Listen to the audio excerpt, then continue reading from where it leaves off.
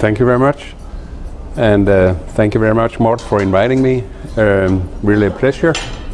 Although I have to admit, though, that I'm not a neurologist, I'm a cardiologist, but you asked me to say something about neurology, and I have to admit I'm an amateur here. But the reason, I guess, was that there has been some indication that remote ischemic conditioning also works in stroke models. This is one of the earlier studies in stroke models where a rat was studied to evaluate the effect of remote ischemic conditioning. And here you can see that remote ischemic conditioning applied as preconditioning before the ischemia in the brain can actually reduce the cerebral infarct size in total, and also in the cortical area and in the subcortical area. This is a very well known and used model for cerebral ischemia and detection of brain infarct.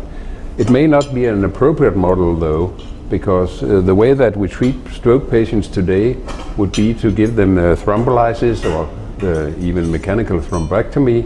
But also this study has been applied 1 year later, and as you can see here, when you combined the remote conditioning with an embolic middle cerebral artery occlusion, you can see that not only remote conditioning but also stroke. And I think I should get the pointer here. No. Do you have a pointer? Yes. Yeah. You can see not only the remote ischemic conditioning but also thrombolysis, the brain infarct size, and the combination of the two would actually reduce infarct size even further, such that there is a additive effect. Not only the infarct size but also the cerebral blood flow measured by laser Doppler flow meter would actually be improved, not so much in the initial part of the brain infarct but later on.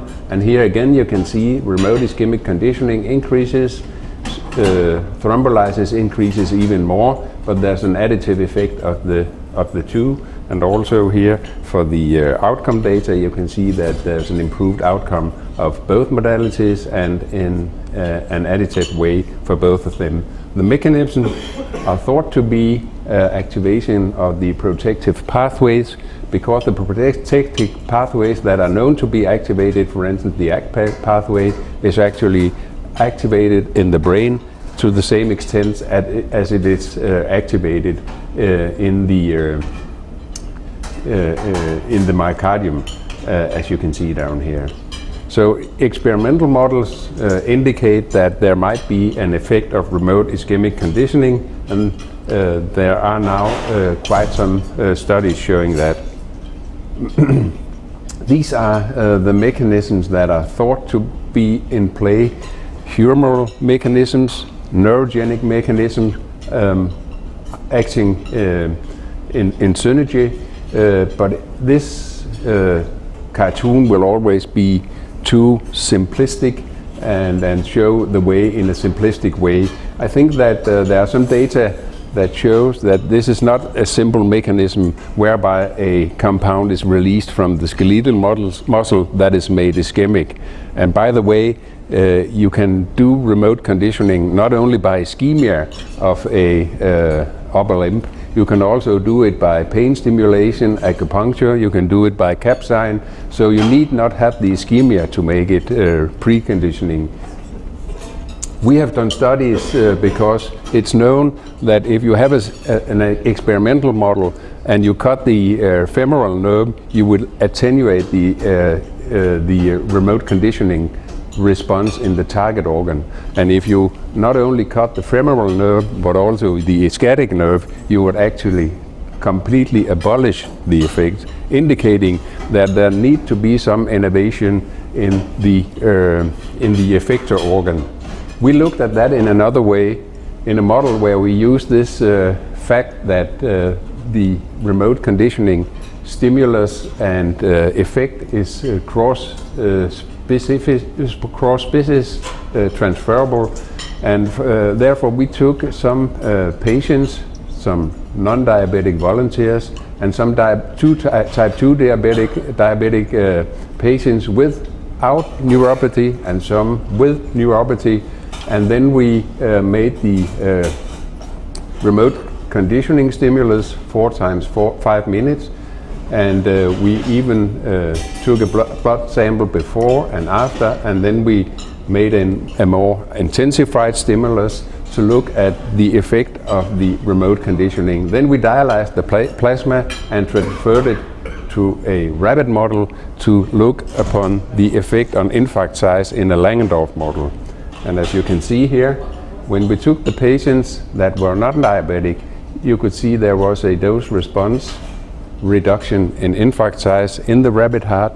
When we took the diabetic patients, took their dialysate, diabetic patients without neuropathy, we could also demonstrate a reduction in infarct size, not in a dose-dependent way. And in a later study, we have shown that increasing the stimulus from 4 times 5 minutes to 4 times 10 minutes actually attenuates the effects in another animal model. So there might be some dose response in the stimulus that can be provided to the patients, but you might also increase and then attenuate again, so that if you use a hyper-intensive stimulus, you might attenuate the effect again. I guess that is what we are seeing here. But look at the patients that had neuropathy.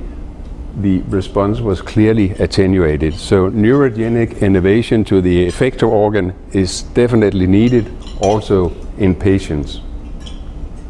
There are quite a few experimental studies nowadays, actually 9, and this is a busy slide. It's not important to see what's in it, but all those studies show that in an experimental or different experimental models, you can achieve neuroprotection in different species.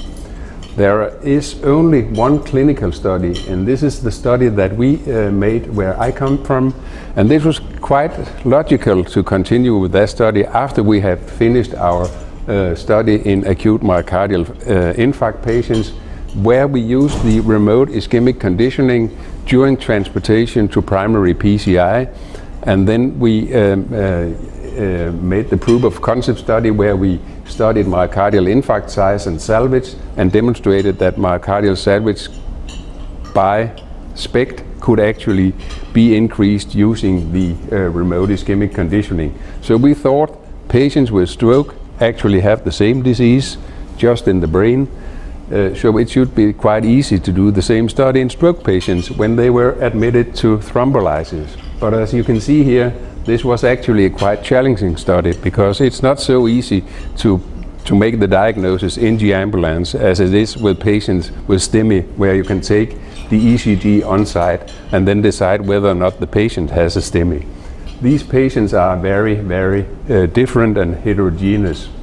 But we had more than 400 patients suspected of stroke, and they were randomized, but we had to exclude afterwards some of the patients for different reasons.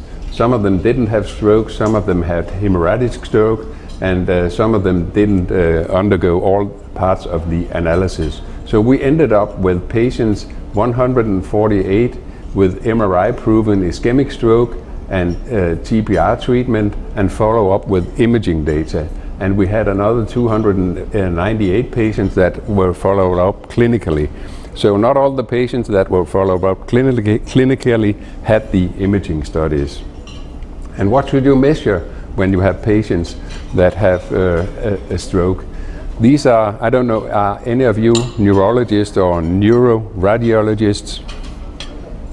Doesn't seem so. Dr. Ian is neurologist. Okay, but what we measure here is the perfusion-weighted imaging on MRI, and of course also the angiogram.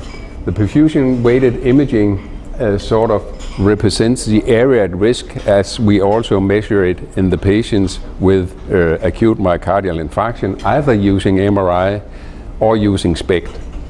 What we also use is the diffusion-weighted imaging. This is another concept that we cannot use in the myocardium because the diffusion-weighted imaging is the area in the brain that is already necrotic at the time of arrival. And this area does not have any potential to become saved or salvaged, so to speak, because it is necrotic.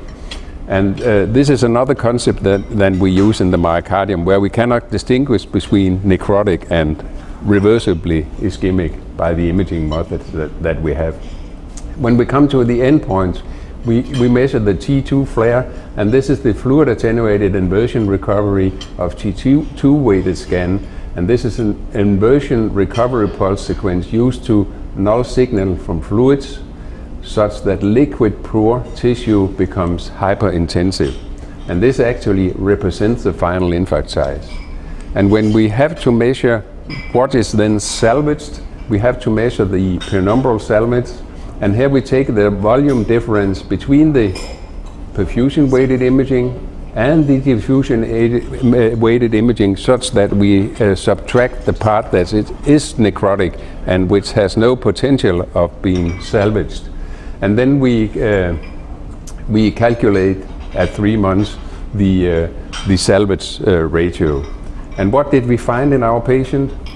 We found that the perfusion-weighted area, or the area at risk, did not differ between those receiving no perconditioning on the way to the thrombolysis and those receiving it.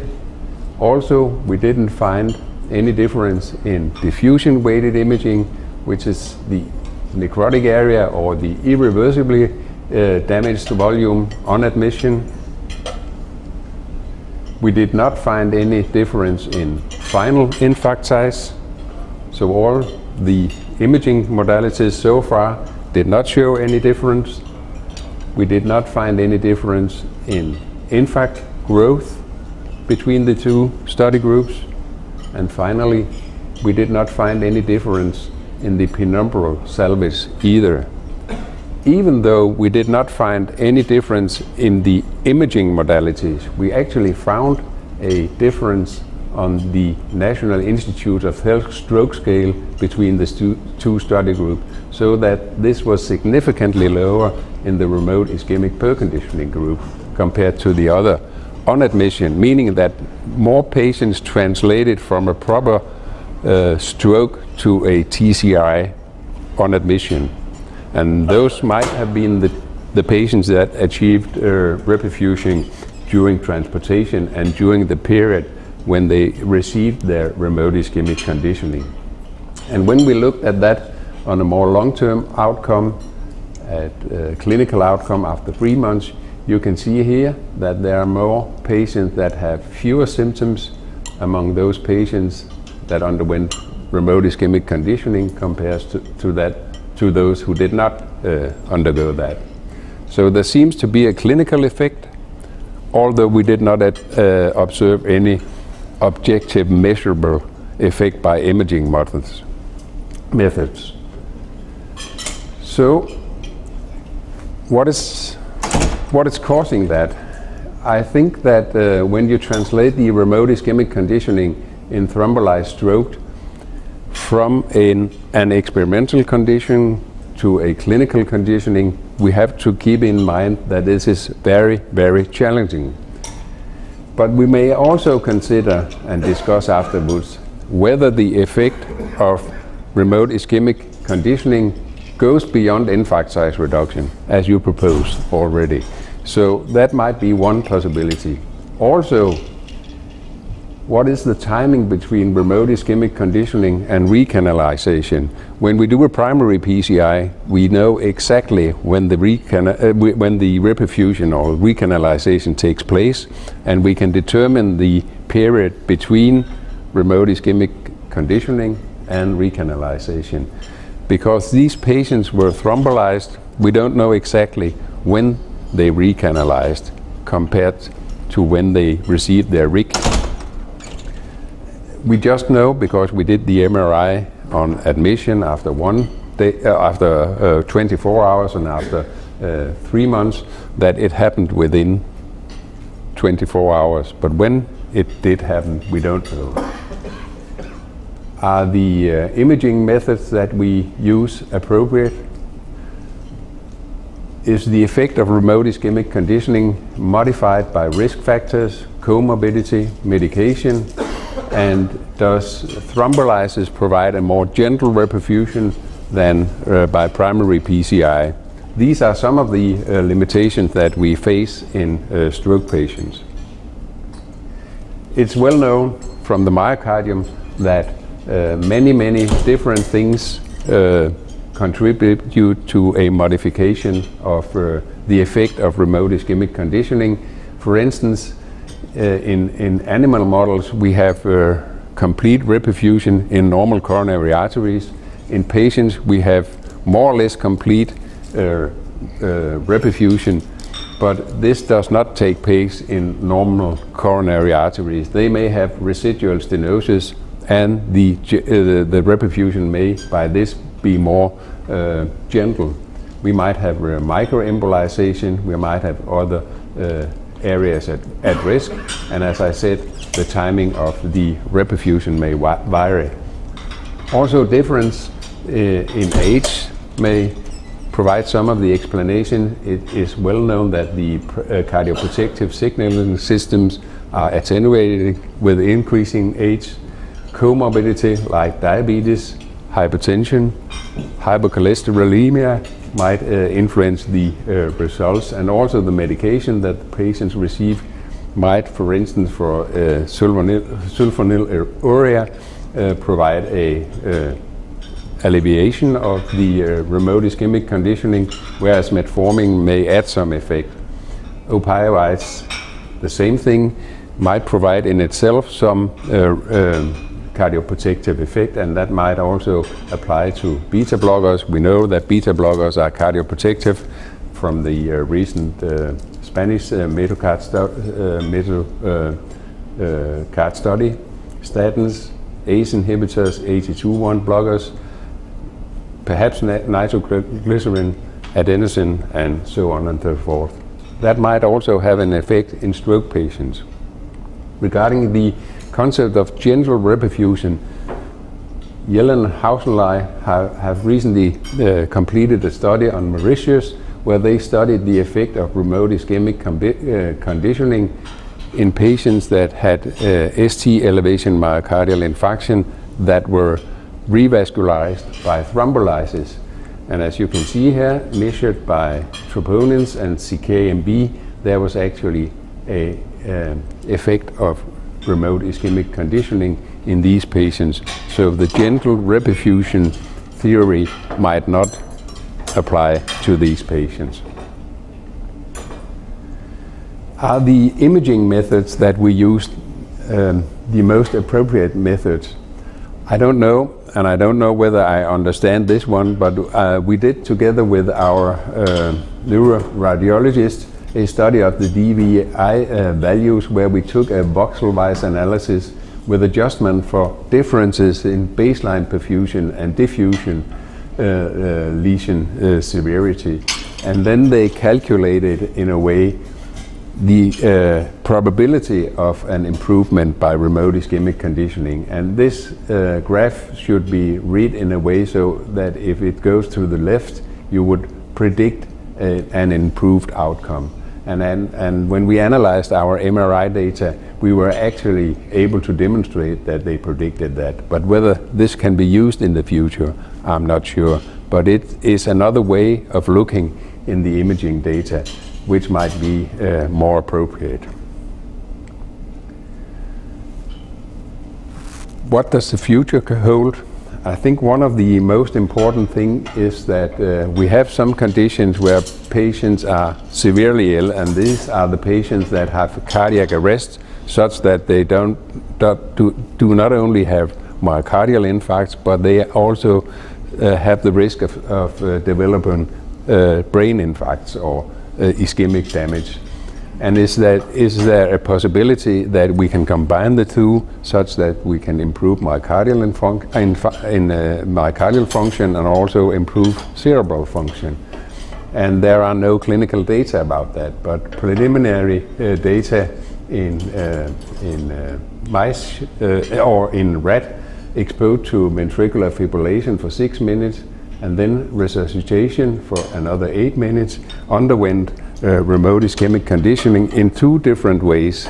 One way when it was applied at the onset, coincident with the resuscitation, and in another way, conditioning with onset 5 minutes after successful resuscitation. And here they used 5 times 5 minutes at the lower limb, which is quite common in rodents. As you can see here, there was improvement in ejection fraction in the 2 conditioned group, and also in outcome where the lower neural deficiency score here indicates an improvement, and you can see both methods indicated an improvement compared to controls and compared to those that were very severely affected. And you can see here the improvement was also quite demonstrable for the neural deficiency score. So it might indicate that there might be a future for applying that to cardiac arrest patients, but it remains to be studied in the clinical situation. So I think that I would conclude that RIC in patients with thrombolytically treated stroke, it may be beneficial. It may also improve neurological outcome in patients with, or at least in an experimental model with cardiac arrest, but we really need well-designed clinical studies to clarify this important challenge in the future. And I think that we should use another model for the clinical study that we used. You always learn new things every time, and I would suggest that you should extend the period of remote conditioning in stroke patients, because you don't know when they have the recanalization. So I would suggest that you should repeat it when the first window of protection has been exceeded. That means after 3 to 6 hours, and then perhaps again after 1 day or 24 hours. Thank you very much for your attention. So you wish that you would go back and do your study again with 3 times? Actually, we are planning to do that. Oh, yeah, okay. We need the ethics approval. Yeah, we are going to do that. Right. Can you remind us what was the stimulus in that first initial trial? It was a leg cuff, or was it arm cuff? That was with the first myocardial infarct study we did with a arm cuff, and we just used an ordinary blood pressure cuff, and we inflated it 4 times to 200 millimeters of mercury for 5 minutes. Yes, that was the STEMI trial, right? That was the STEMI trial. Right. We also did that in those patients that were admitted with a stroke. I think that you might face a challenge in patients with stroke, because while we never experienced any patients with a blood pressure above 200 or above 180, and we decided to go 25 millimeters of mercury above the systolic pressure. We never experienced that in the STEMI study, but we experienced that in the stroke study because they have the hypertension. Yeah. So making a device with a fixed compression at 200 millimeters of mercury might not be sufficient for patients with stroke. You saw the initial functional difference immediately upon admission, but then is there longer term? Yeah. That was also a part of it, and that was this one. This was at 3 months. Yeah, we didn't follow up any longer than 3 months. 3 months? 3 months. What was the last MRI that was obtained? What time was that? The very last MRI, the brain imaging on these studies. That was at 3 months. That was at 3 months. Yeah. So there was sort of a dissociation between the findings from the imaging and these results. Yeah. I would wonder what would happen if you were to do re-imaging, let's say a year later or something, because there's something's got to explain Yeah, this. yeah. It's very interesting phenomenon. And that's what we are planning to do in a new study. But the thing is that for the ethics committee in Denmark, you are never allowed to go out and ask the patients whether they will come into another additional study for research purposes. It's very difficult, so that's why we didn't do that.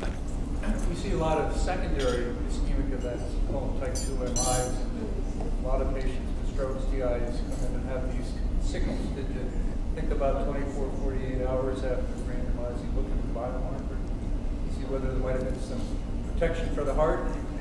In the STEMI trial, you? In your study. The stroke The trial. stroke trial. We didn't measure any biochemical markers in the Might stroke. have a nice remote effect on the Yeah. heart.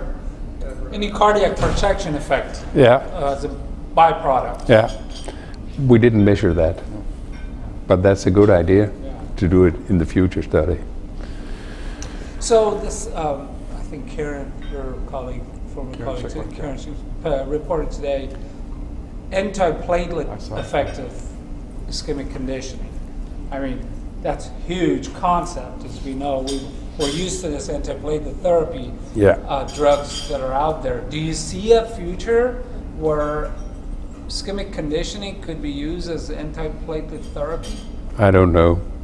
But the other issue about that would be if there's an anti-thrombotic effect of remote conditioning, would that make it do worse in patients with a hemorrhagic stroke, right?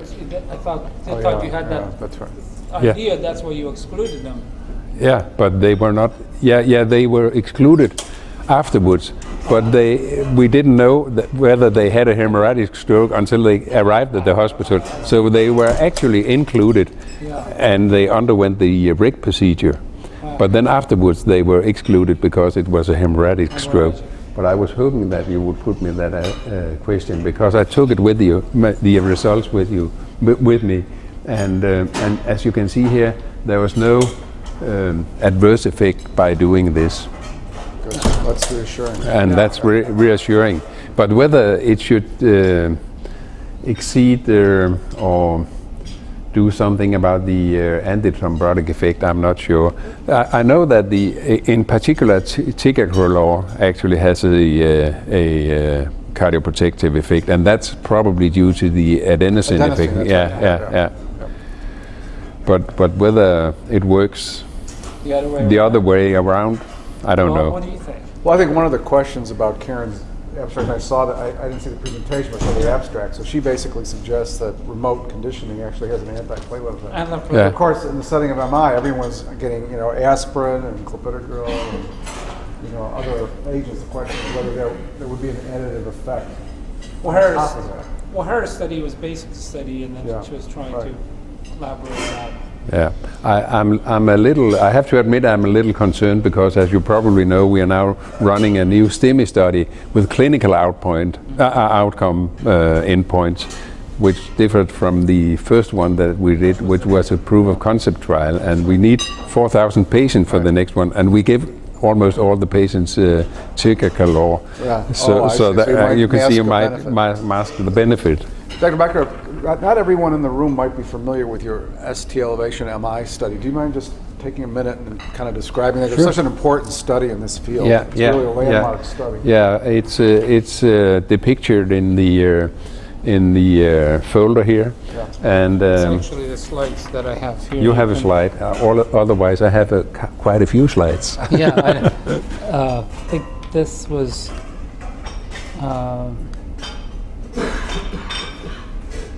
You can go down. Is this Yeah, your study? this one.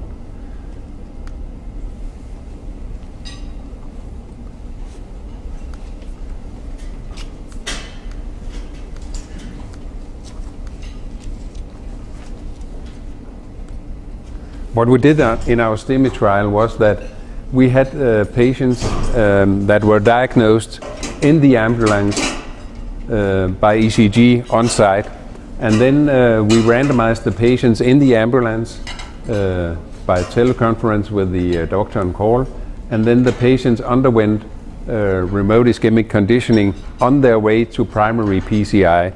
That meant that the patients underwent 4 cycles of 5 minutes of occlusion, deflation, and then we took the patients to the cath lab immediately on arrival, and we measured the myocardial salvage index by measuring using SPECT the area at risk on admission.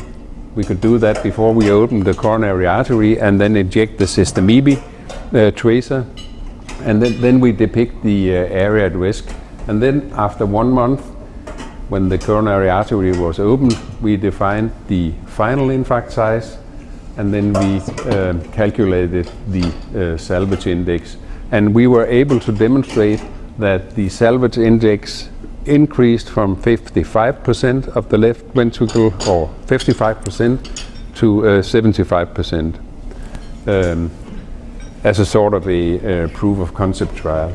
I think that you brought this also because those patients that were 333 patients were also followed up on a longer term basis, now up to 4 years after we have finished that study. And then we looked upon the major adverse cerebral and cardiac events.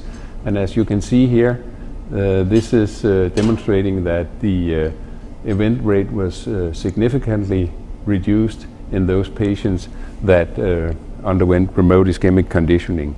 So we showed that the infarct size could be reduced, and it seems to be translated into a long-term benefit in these patients. But we have to be aware, though, that of course our initial study was by no means powered to show such an effect. So that's why we are doing our next study, which is actually powered to do that. That was a pioneering study. Absolutely. Just How many patients did you study again? How many patients? 333 patients, yeah. And this is the intention to treat the principal. Right. Animal studies. Are you familiar with any attempt to combine hypothermia and conditioning? Yeah. You did that actually. You did that. Well, we combined hypothermia with preconditioning and with cariparide, and we found a very, very marked reduction of infarct size to like less than 5% of the risk zone, which was a greater reduction than we've seen with each alone. Yeah. I don't know how far did you go down in temperature? So 32 degrees roughly. Yeah. From 30. This was experimental animal studies. Yeah. Was it local or systemic? This was basically an MI study. This was a myocardial infarct study. So we actually, with very low tech, we placed basically a bag of ice water right on the risk zone of a rabbit model. So, but we found that hypothermia, if instituted prior to reperfusion, it's got to be on board during ischemia, is a very powerful way of reducing infarct size. And we've shown that experimentally again and again using different kinds of techniques to induce hypothermia. But the problem with the clinical trials is it's been very hard to get the patients down to less than 35 degrees prior to reperfusion, and you have to do it in anterior MIs. Yeah.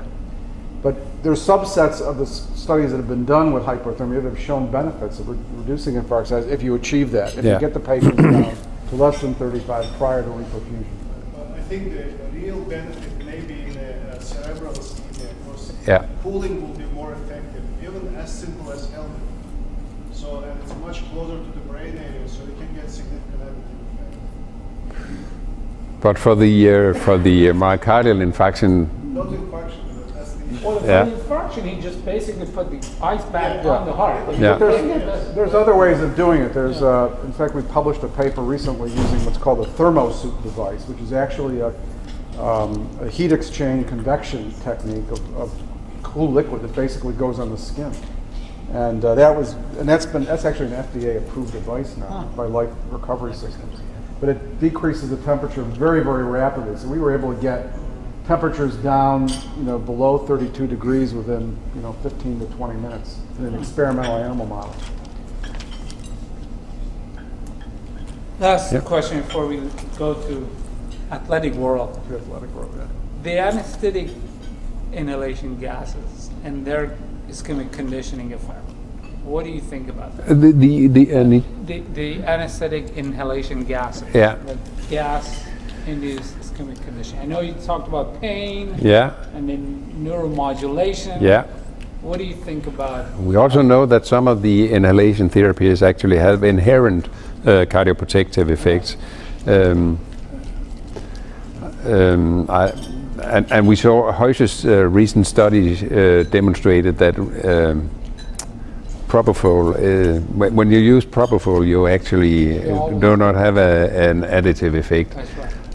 I'm so lucky that I never give my patients anesthesia, so in the STEMI population this is not a problem, but I think that there are some inherent cardioprotective effects in those anesthesia drugs, the compounds that you use, and of course you should continue using them because they are of most benefit for the patients. They might exclude then any additional benefit from. But another thing is, I think that if we look at remote conditioning, I would say those who benefited the most from that would be the most severely affected patients, and actually uncomplicated CABG surgery is not a very challenging procedure nowadays. It sounds funny to say that, but anyway, those might not be the patients that are at high risk. Those patients that are high risk are those patients with cardiac arrest and those patients with large anterior myocardial infarcts. We recently reviewed the data on the CABG studies, and it's all over the place. The data are all over the place. So these confounding factors might play a role in terms of other anesthetics, time they make the incision, all these factors might play a role. Got a question?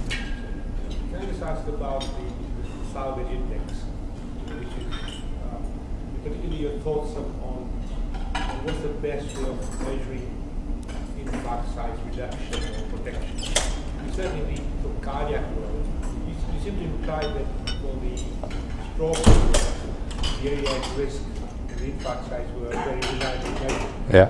There's a lot of controversy at the moment, and others may be able to speak to this, that if you measure the area at risk in the acute setting, mainly based on edema and the MRI scan, that's a terrible, that's not a particularly good measure. So do you have a sort of thought about what you think would be the best way of measuring the salvage in the acute setting? In a myocardial? Yeah, in myocardial rather. I have been thinking a lot about that because we had to decide before we did our first study whether we should use SPECT or whether we should use MRI. And I think that the drawback by MRI is that you use edema for a measure of area at risk, and that represents an area at risk. But it's not the same area at risk as you measure with SPECT, because that is dependent on preserved mitochondrial function. So these are two different things.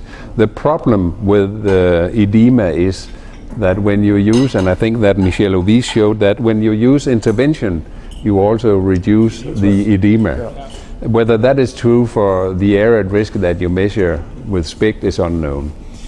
Also, there's a paper coming out in JACC from Fuster's group, and I wrote the editorial about it. It has to do with this issue.